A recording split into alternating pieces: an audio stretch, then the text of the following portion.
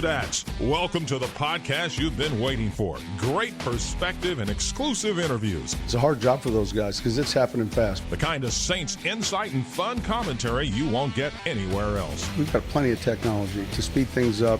It's time to kick off your Been There, Done That Saints podcast, where we hand it off to our host, Mike Nabors, and Super Bowl winning linebacker, Scott Shanle. Proud of these guys. Carolina's won the NFC South 3 times in a row. You guys have won the NFC South 3 times in a row. Now you've won it 4 times in a row. The first franchise in the division to do that. How much pride do you take in that? We take a ton of pride in that. Listen, this is a tough division. Man, we have had to earn it each and every year. Absolutely. Drew Brees in our one-on-one after the Saints destroyed the Minnesota Vikings 52-33 without one single Drew Brees touchdown pass. Amazing. It was the Alvin Kamara Christmas show in the Superdome. Welcome to another Been There, Done That podcast, the last one of this god-awful year 2020. I welcome in my partners, producer Justin Thomas and my co-host Scott Shanle. Shanle, our last one. But I think 2021 is going to be a good year. Happy New Year. Happy early New Year. Happy New Year, guys. Hey, 2021 has to be better than 2020, right? I mean, we've set the bar pretty low, so I hope 2021 is a good year for all of us. Justin, Happy New Year. How were the holidays for you? I know we took a week off, but we're back and we're better than ever.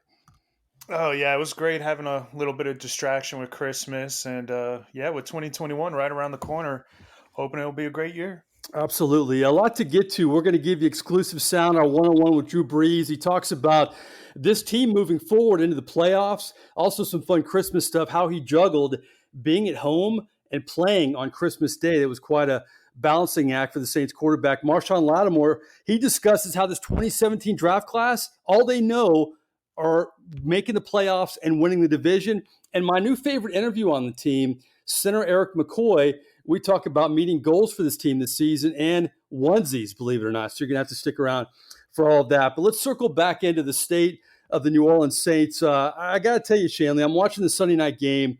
I know it's in Green Bay. I know it's the snow. You got the Green Bay Packers destroying a pretty good Tennessee Titans team. We know the Saints are in the playoffs. We'll get to Carolina in just a second. But, are you more nervous about potentially the Packers in the playoffs? I know they got to get past round one, or maybe this resurgent Bucs team maybe. Or is there another team? I mean, how do you feel about the Saints entering the playoffs? I know they have one game, but there's a lot of competition out there, obviously.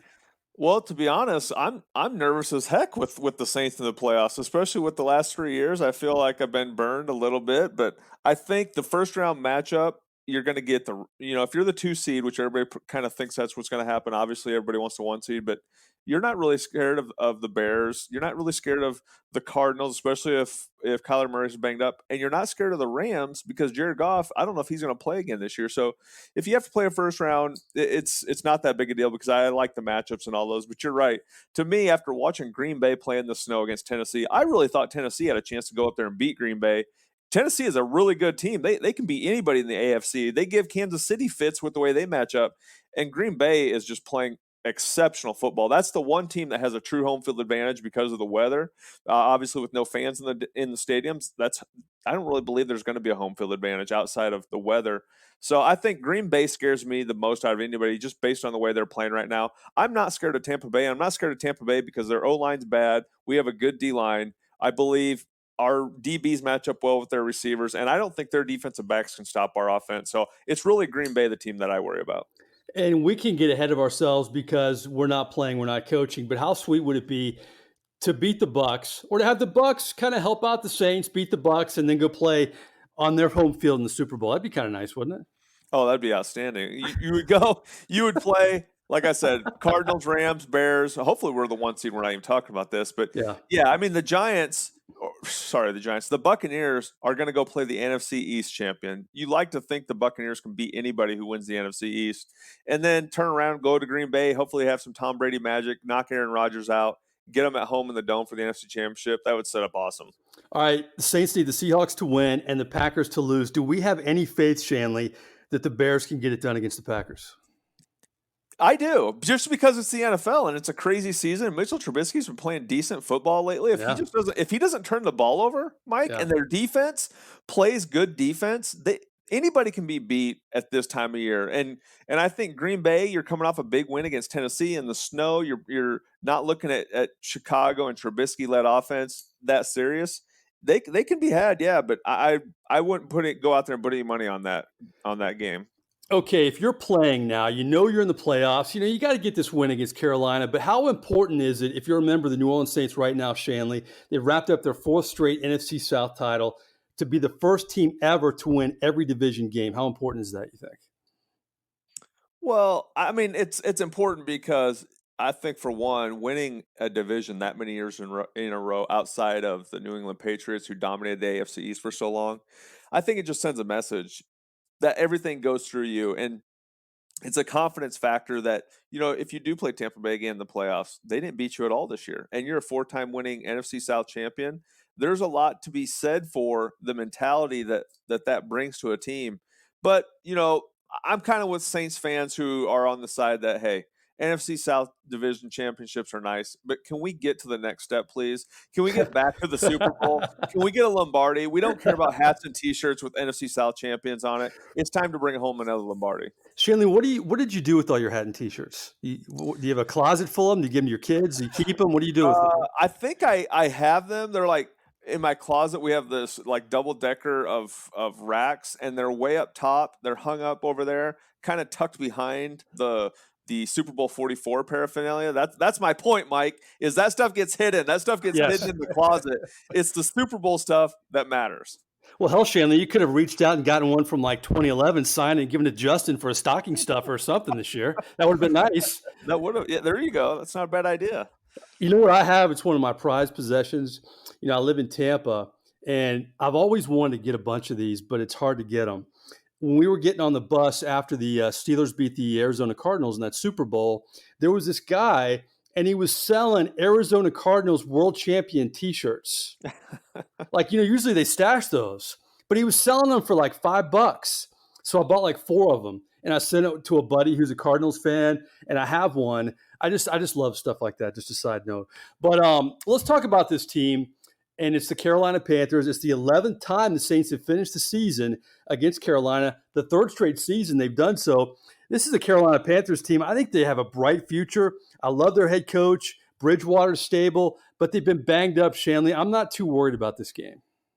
No, I'm not either, Mike. I'm not worried in terms of win and loss on the scoreboard. I'm more worried about winning and losing in terms of injuries. I think the one thing that can derail this Saints team is injuries. And I don't want to go back and relive this game over, but going to Seattle when we were 11-5 and they were 7-9, we ended up losing some key guys. We lost running backs, we lost tight ends. I think Jimmy Graham got hurt that year.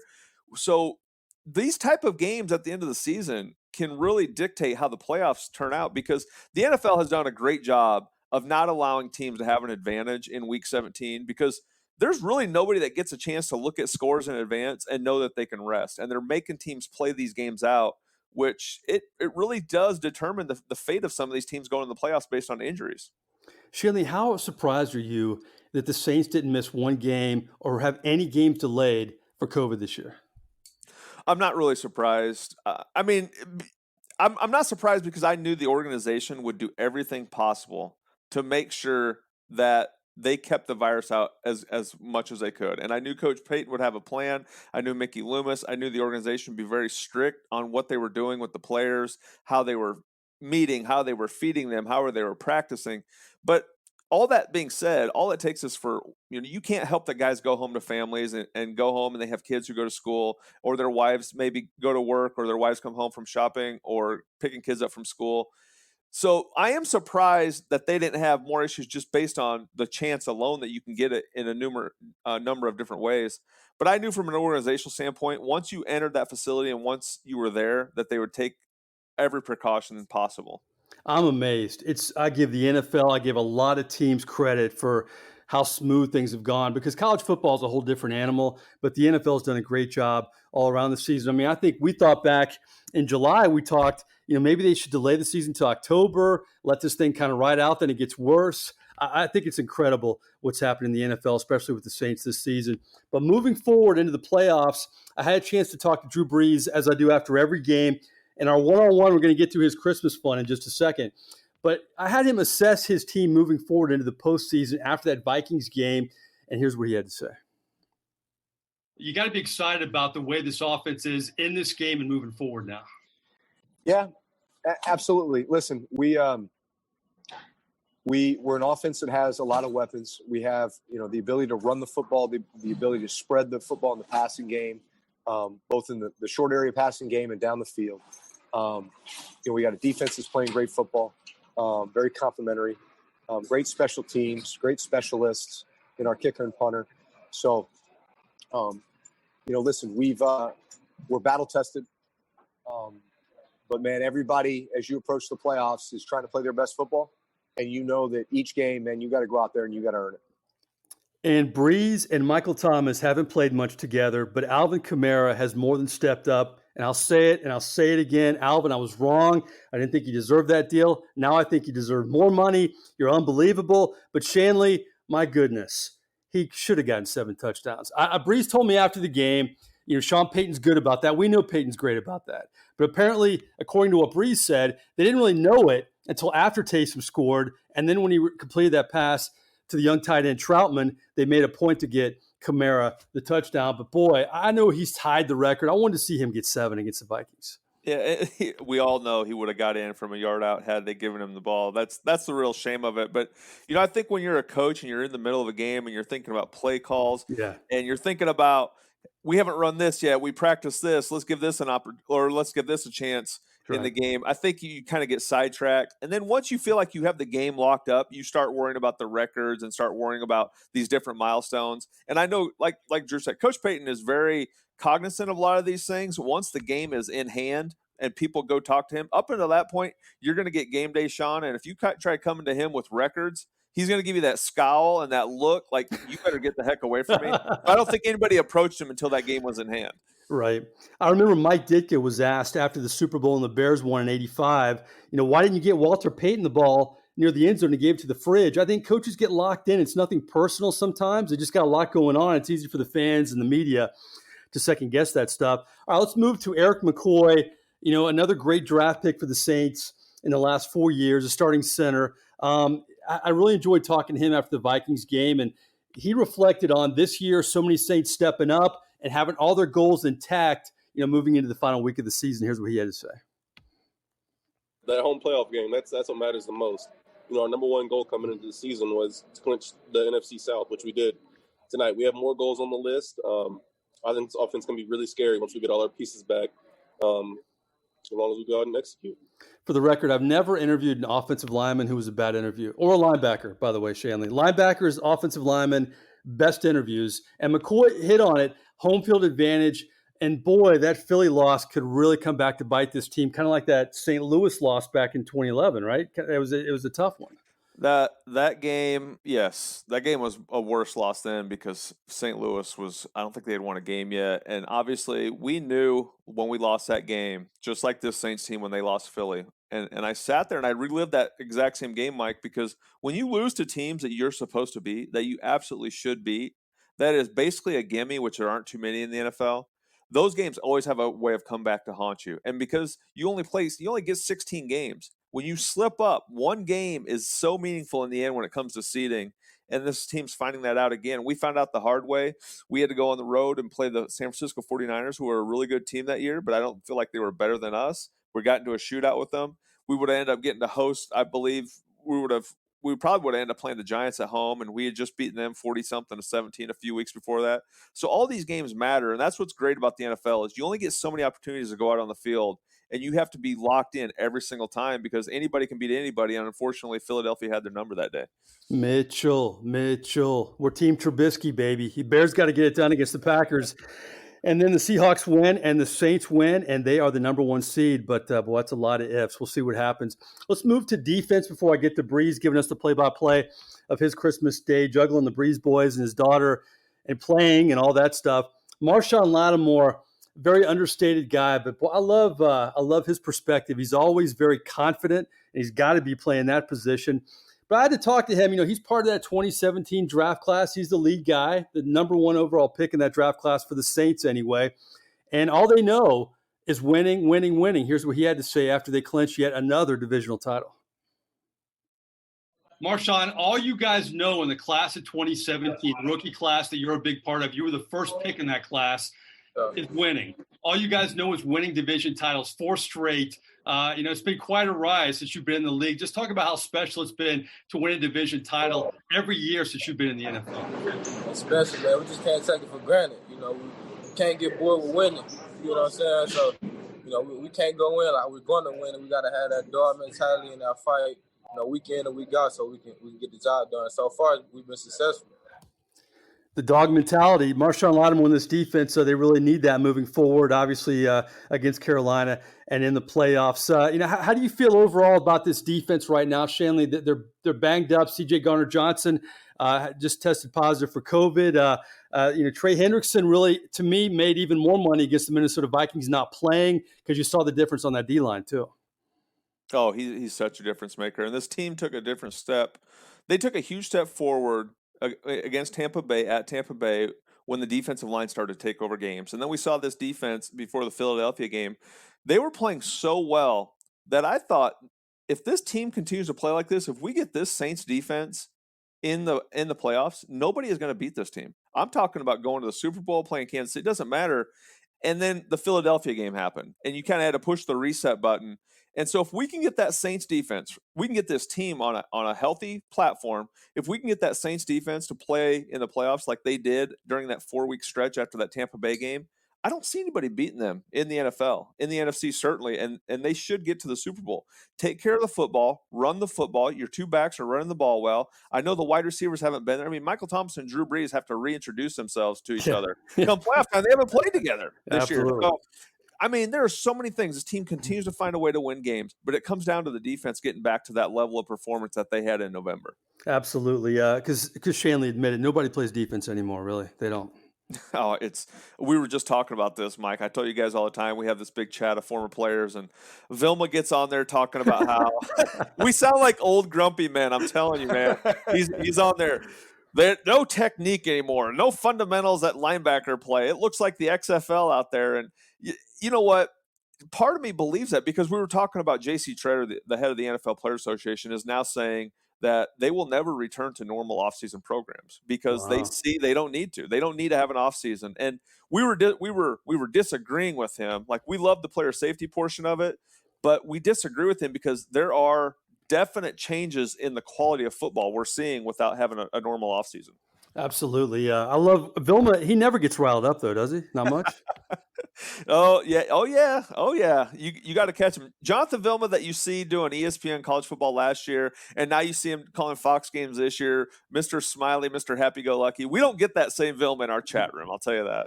Vilma's great. To me, he personified the 09 locker room. All you guys were great interviews, and all of you guys talk win or lose. There wasn't a guy in that locker room ever who said no after a loss to me. It was unbelievable locker room. But my favorite Vilma story, and one day we're going to get him on this podcast, is when you guys played in the Super Bowl. He obviously is from Miami. Super Bowl's in Miami. Went to the same high school as Frank Gore. And the Pro Bowl was the week before that. And I remember talking to Frank Gore, and I didn't really know the relationship with he and Vilma. He's like, yeah, I went to high school with Vilma, and I dominated him in practice like every day. And then I went to Vilma on media day for your media day, and I said, I just got to get a rebuttal here. We went to your high school coach loves you, everybody loves you, but Frank Gore said he got the best of you. He goes, what? Are you kidding me?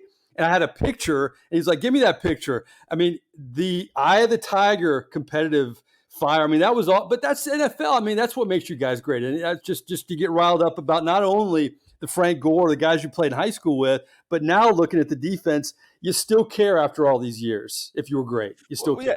Yeah, it's hard not to care because you invest so much of your time. You've invested your life into this sport because you love it. And that's what I think people don't understand. Guys have long professional careers because they love the game. At some point, if you don't love what you're doing, no matter how much money you're getting paid, you are not going to do it to the level that it takes to do it for 10 years, 15 years, like some of these guys are doing. And I think that's what's great is you're talking about guys talking after the game and no matter win or lose. And that's just being accountable, just being mature. And that also comes into having NFL careers or whatever profession you're talking about. You have to be professional. You have to be mature. You saw it with Dwayne Haskins in Washington. Everybody talks about, the big arm and this and that. If you're not mature enough to handle being a professional, it will end. And so we were lucky that we had a lot of guys in the locker room that were made up of the same type of qualities. Oh, it was a special locker room for sure. Well, Christmas is a special day, and I always like talking to Brees about his family. I mean, when I first met Brees, he was just married to Brittany. He didn't have any kids, and then he had one, and then he had two, and then we had three, and then he had four, and now he has a house full of kids. And as you know, Shanle, you do too, and I used to. My girls are older now, but when you have a house full of kids, Christmas Day is busy. The days leading up to Christmas are busy. But when you're playing a professional football game on Christmas, it really gets crazy. And here I asked Drew Brees how he juggled the whole first game on Christmas Day in Saints history. A lot of pressure on you, obviously, every week in the NFL, but it's Christmas. You have 4 kids at home. What was the Brees game plan going into Christmas Day? And I'm guessing you're not even done with Christmas Day at this point. No, we'll have Christmas when I get home. So, man, I've been looking forward to this moment. This will be awesome. But, short week. So, you're trying to cram preparation. So last night, I don't get home until kind of late, 6:30. I only have like an hour before I got to head to the team hotel and kind of get ready. So literally right as I am walking in the door, literally the latch opens and 2 of my boys throw Christmas pajamas in my arms and say, hurry, go get dressed. Because normally on a Christmas morning, the kids would come wake Brittany and I up early, right? We tell them to go back to bed. It's not time yet, And then finally we'd get up and sit on the steps and always do a family picture. So we had to do that last night, obviously, because I couldn't be there this morning. Right. So we did the family picture last night in Christmas pajamas. And we let the kids open up a few gifts last night, mainly from like grandma and people who had sent stuff. They got to open up a few Santa gifts this morning, and they get to open up the remainder when I get home. So you got to give the kids a lot of credit. They're patient, and they know Santa came, but it's just a waiting game. And I guess a good distraction was the game today. They're definitely not patient. that was more of they weren't willing participants in withholding some gifts from them. They wanted to just rip open all the bags at once. Now, that's true, Shanle. And if you're listening, and if you're a parent, or if you had parents, you as a kid woke your parents up. They said, get back in your room. You got a couple more hours, big boy. I mean, I love hearing that. Every family goes through the same thing, Shanle. Yeah, that's what's great is, Mike, it makes me think of when I played and I would have people say to me, wow, you're like a normal person, or you're really down to earth. People forget. And I think it's because we play, we do fantasy football, we have Madden video games, and people kind of forget that these guys out there on the field are real people who go and eat, they go shopping, they do all these different things. So I love those personal stories, Mike, and we've been fortunate at CST to get these post-game interviews with Drew for a number of years now. And, this year when he's been hurt, we've had different opportunities to talk to him about different things outside of the game. So I love when Drew brings that personal touch and lets everybody know, even though I'm Drew Brees, even though I'm a first ballot Hall of Famer, and I'm going to walk away from the game with all these records, I still deal with the same things on Christmas that everybody else does. Yeah, he's a great dad. And before we did the interview, we always have a little small talk beforehand. And he was so excited to share that whole experience. And then I knew we had to go live at that point. I said, no, wait, hold that thought, because I want all that in the interview. But Shanle, you have 3 kids, and I know it was an active Christmas day, and you had to juggle too. You live in Dallas to get to New Orleans for the game. How crazy was the night before, the morning, and juggling everything? Well, my kids are getting older now. My son's a sophomore. My other son's a 7th grader. My daughter's a 4th grader. So it's getting a little bit easier because of their age. We don't do a whole lot the night before. It's all Christmas Day. Yeah. We ended up waking up earlier because they knew I had to leave town for the Minnesota game. So that threw a little wrench into their sleep-in plans. They're all at that age where they just want to sleep in. And we'll play later. But you know what hasn't changed, Mike, as far as Christmas goes is, and we planned this. We said we got to wake up really early, not because Dad has to leave to go to do a football game, but we have to wake up early because we know with the presents you open, there's going to be a lot of requests for Dad to put things together, hook things up. My password isn't working, all these different things. So we had to get up early just so we could get all the Christmas gifts organized before I hit the flight. Shanle, is there anything that you would want or you receive for Christmas that you were wishing for that you don't have? For the man who has everything, was there something you got, you're like, man, that was great? Anything this year? You know what was surprising to me is, and we got this as a family gift because the kids have all the different Xbox, PS5. They have different things like that. But we got the Oculus 2, the VR headset, Oh, and it is outstanding. I would recommend it to anybody. It is a great family gift. You download the games on there, and the virtual reality part of it, it is pretty phenomenal. It's really fun. We've had a lot of fun with it as a family. nice. I'll give a shout out to Sean Payton. Every year he gives the media ice cream, and it's really a great gift. He gives you like 4 different pints, 4 different flavors. I'll give him a plug. Jenny, hey, Jenny, if you're listening, you can sponsor us and we'll give out ice cream to people too, if you want to do that as well. But Sean Payton does a great job with that with the media. I remember for a while he would give us like brownies and different baked foods and stuff, baked desserts, things like that. But I remember leaving for New Orleans, and it's great how it's packaged. It's like a little freezer on your doorstep, and it's boxed. I don't know how it's amazing what people can send door to door now. But it landed like I'm trying to catch this flight. I'm running out of my house, and the guy drops it off. I'm like, my neighbors would have picked it up, but it was just kind of funny how it timed out that way, so the ice cream wouldn't melt all over my front driveway there. But yeah, shout out to Sean Payton. But Christmas is great. And one more Christmas tidbit before we go. Offensive linemen are kind of a different animal, Shanle, as you know, in good ways. Very loquacious guys, very smart players. But I was wearing a goofy Christmas sweater when I was interviewing Eric McCoy after the Vikings game. And I was just kind of wondering, can offensive linemen being so big, can they enjoy holiday attire? And to my surprise, this is what Eric McCoy had to say. But I'm not the biggest guy in the world. Can these crazy sweaters fit into offensive linemen at all? Yes, they can. Yes, they can. They actually even make onesies that'll fit us. They might be a little short, but they make them our size too. But you own a onesie. I own a onesie. Oh, I own a onesie with Christmas lights on it. Shanle, I had no idea the interview was going to go that way, but I'm guessing even when the kids were small, I can't imagine Shanle owning a onesie at all. No, I don't even know if I don't even know if I had a onesie on in baby pictures. I don't ever remember wearing a onesie. And just a picture, when he brought that up, we're all sitting there and Victor Howell, and I looked at him, I'm like, did he just say he wore a onesie? With lights! With these blinking lights, and just the image was hilarious.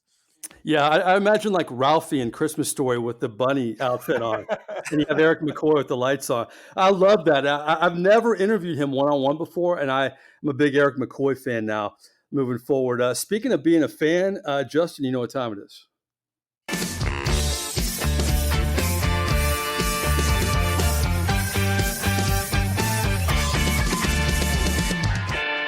More likely, the gift that keeps on giving, the last one of 2020, but we're going to have many more in 2021. All right, we bring back Justin. This is more likely 3 hypothetical questions.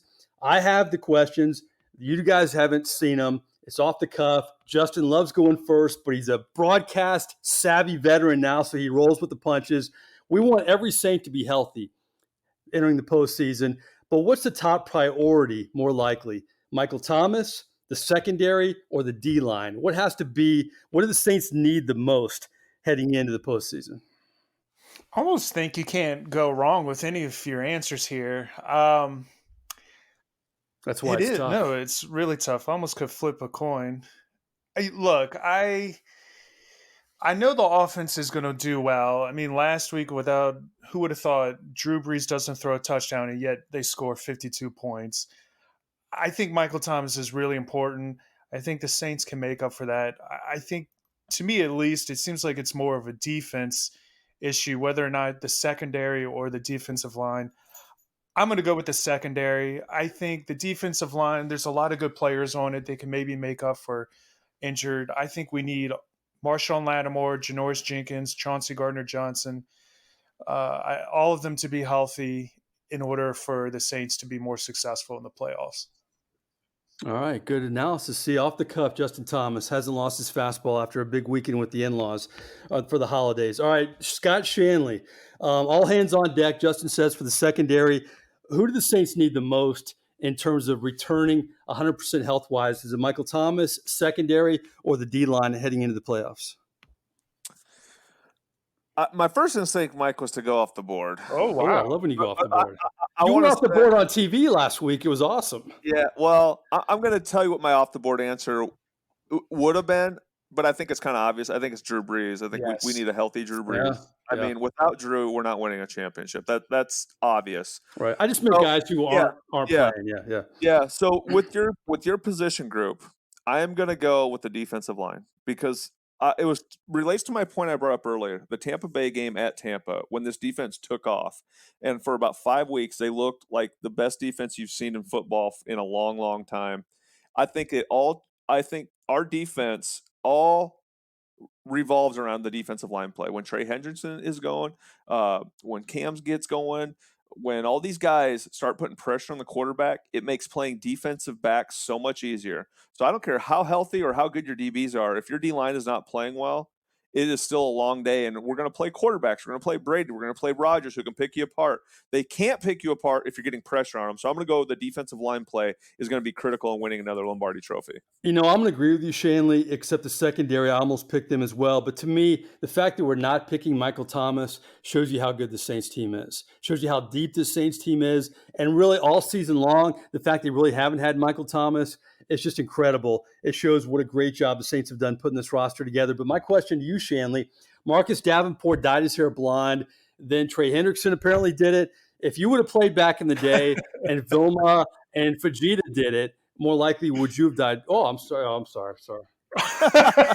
was going to say, Mike, come on. I would have wore one of those wigs with the flowing locks hanging out of the helmet. I would have got an Alex Anzalone like wig. I'm sorry. Well, I got caught up in the moment. I thought of how insensitive I was. I'm so sorry. No, that would have never happened in our locker room. Never. It wouldn't have happened. And you know what? I'm gonna blame whoever's idea that was to dye their hair blonde because they lost a Philadelphia game and haven't been playing the same since that game. So the blonde hair needs to go. Okay, feel free to throw in a short joke before we get off the podcast. All right, it's fine. All right. Well, that was bad. I'm sorry. I really didn't mean that. I was just thought I'd be creative and it went sideways on me. All right, number 2. In terms of Carolina, in terms of the Saints, guys, Alvin Kamara's lighting it up. Christian McCaffrey lit it up a year ago. Moving forward, just assuming both guys are healthy, who would you invest in stock-wise? You buy stock in Alvin Kamara or you buy stock in Christian McCaffrey? Justin, you go first. Well, a year ago, I remember a lot of people picking Christian McCaffrey because he was the healthier. Alvin was banged up last year.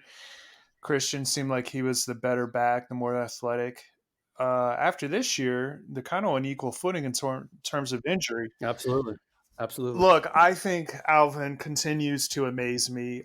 I really like Christian McCaffrey. I've said that he's probably of the two the more athletic, but Alvin continues to astound me, the things he does. I mean, that game last week, it was obvious that the Saints were focusing on the run. Vikings couldn't do anything. You'd think that they could have stopped him. Instead, he continued to get touchdown after touchdown after touchdown when it was obvious Alvin was the person getting the ball. I just think he's amazing, both running and receiving. I think going forward, I would definitely back Alvin over Christian McCaffrey. God, who would have thought? Would you have said that, in August? Who would have thought you'd have said that in August? I will say I was with you. I was of the mindset of, look, it's not worth paying running backs this much money. You're not seeing as much production as you used to. And then Alvin had to come on the scene and prove everyone wrong. I think, I don't know. To me, it's shocking the level he's playing at this year. I thought he would have been good and bounced back, but he's been outstanding this year. And that's another great breakdown. Shanle, as I kind of throw this to you, I think it's almost a question of who do you like at their best? Because we've seen the best of McCaffrey. We're seeing the best of Kamara this year. But moving forward, I'm interested to hear your answer. What stock do you buy, Kamara or McCaffrey? Yeah, I think Justin said it perfect. A year ago, I think McCaffrey was the obvious answer.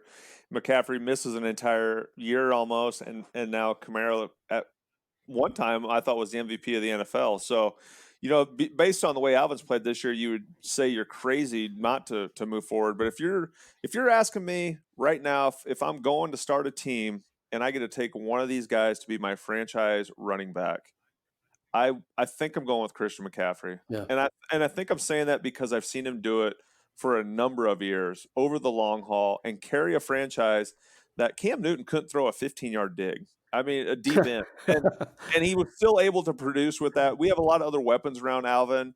And so I'm going to go with Christian because I think he's shown it for a longer period of time. I'm going to agree with you. Kamara, I'll give him all the credit in the world this year. I mean, the fact that he got paid and he stepped his play up like Mike Thomas did a year ago says a lot about both those guys and the pride they have and how bad they want to be great at this game. But Christian McCaffrey, his best, I think to me, the difference is, and you touched on it, Shanle, is the complementary parts. I mean, he's had Mark Ingram. To me, he's had a better offensive line. Speaking of Kamara, he's had better receivers. McCaffrey was a one-man show, Shanle. I mean, that just to me makes it a little more impressive, and you touched on that. Yeah, and listen, from here on out, maybe the next 3 years, McCaffrey's banged up because of all those carries, and maybe Kamara takes over as the best running back in the NFL. But you don't know what's going to happen with the injuries. All I can do is go off what I think is going to happen and what has shown. I think with having Joe Brady there and having Teddy Bridgewater, he's got a true franchise quarterback who can throw the ball. It's really a shame for him that he wasn't able to stay healthy this year because I think he could have put up some huge numbers, just like Clyde Edwards-Helaire did at LSU in that same offense. Absolutely. All right. Well, so we agree on McCaffrey. Justin says Kamara. Let's move to the last more likely. We've talked about the playoffs, but you have the NFC East. There's not one winning record there, but the winner is going to make the playoffs. Should a team without a winning record more likely make the playoffs? Justin Thomas. No, absolutely not. I just don't know how you change the divisions or how you do you just go strictly off of wins for those who make the playoffs? That means divisions are pointless to an extent. I don't know how you fix the issue. And luckily it doesn't happen very often, but to me, it just seems absurd that a losing team can make the playoffs and a team with a winning record that's very good could be left out because of the way the divisions are set up. And, a winner from each division has to go. So I don't know how you fix it, but I want to say no. Well, I mean, to me, you just take the best records and you say, great, hang your division banner in your stadium and look good and take pride in that, but you're not making the playoffs. I mean, that's to me how I would handle it, Shanle. How would you handle it? No, you took the words right out of my mouth, Mike. I for years, and maybe because I was burned by a 7-9 Seattle team, that obviously lends to it. And if you want to keep the division champions, they don't need to host a playoff game. You should never host a playoff game.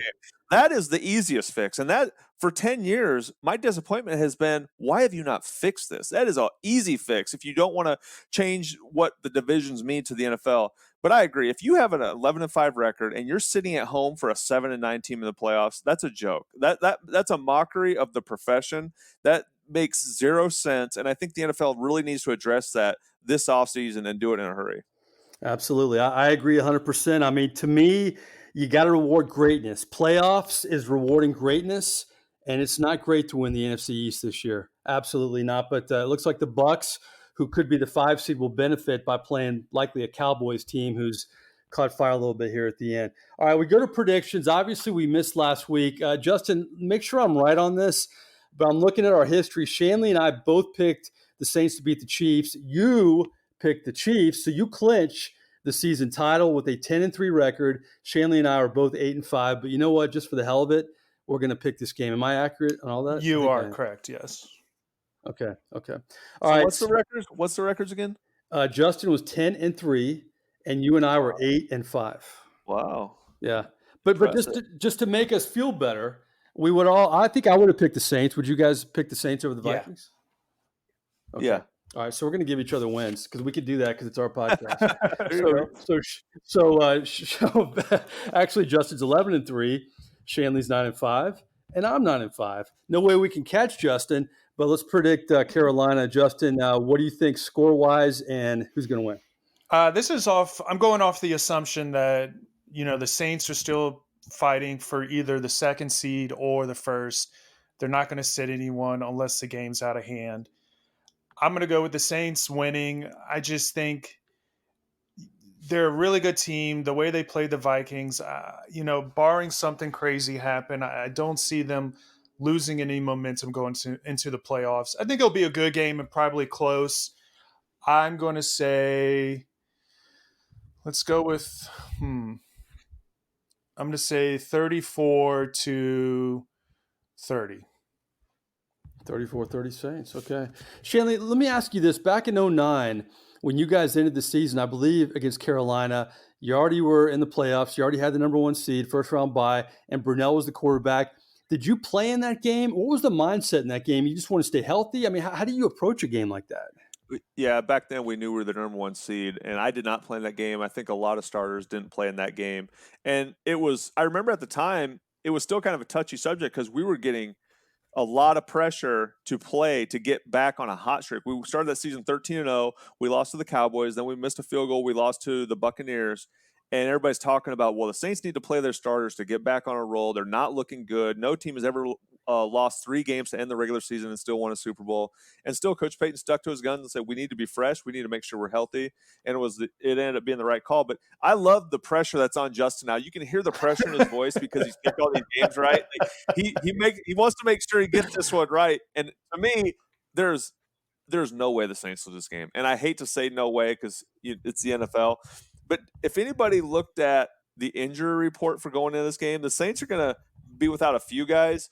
But it looks like the Carolina Panthers have packed up half their roster and told them to go home and enjoy an early offseason. There are tons of guys that did not practice most of the week. You're looking at, obviously, McCaffrey and Robbie Anderson and Brian Burns, their linebacker. Mike Davis, their running back, is not going to play. I think they're down to their 4th or 5th running back, their 4th or 5th right tackle.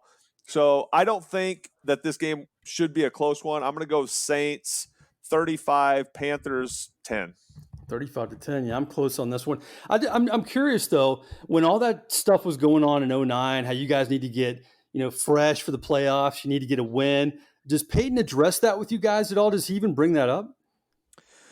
I don't remember exactly. I just know what was being said outside the building because players lie when they say they don't know what's going on.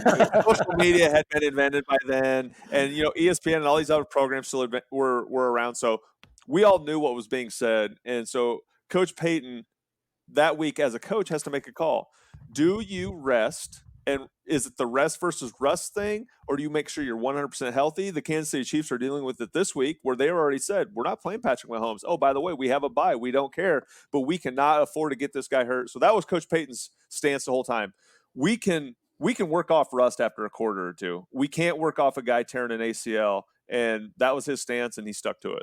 Absolutely. Well, I'm with you. I say Saints win by a similar margin. I'm going to go 38-17. You know what? It's soak this in, Saints fans. This is going to be my theme for the next podcast because I have friends in Tampa and friends in Jacksonville. Man, they're celebrating a future Trevor Lawrence and being in the playoffs for the first time since 2007.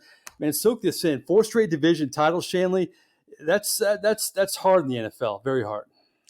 It is extremely hard, especially in the NFC South, where it for a number of years, it always went back and forth. Nobody had even won it back-to-back years. You've always had really good quarterback play. You've had teams representing this division in the Super Bowl. It's been a long time for the Bucs, but obviously Atlanta was there. Carolina's been there a couple of times. The Saints have been there. So to me, the NFC South has been one of the best divisions in football for the past 15 years or so. I think it says a lot about the Saints going and taking command of a really good division like that. Absolutely. Well, we hope you enjoyed this podcast. We wish our listeners the happiest of holidays, a happy new year. It's going to be great in 2021. It's going to be much better than 2020. Justin, where can they find us on Twitter?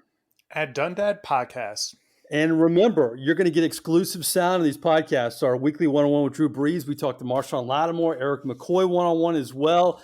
Stuff you can't hear anywhere else. Of course, our expertise from Scott Shanle. We're on all the platforms.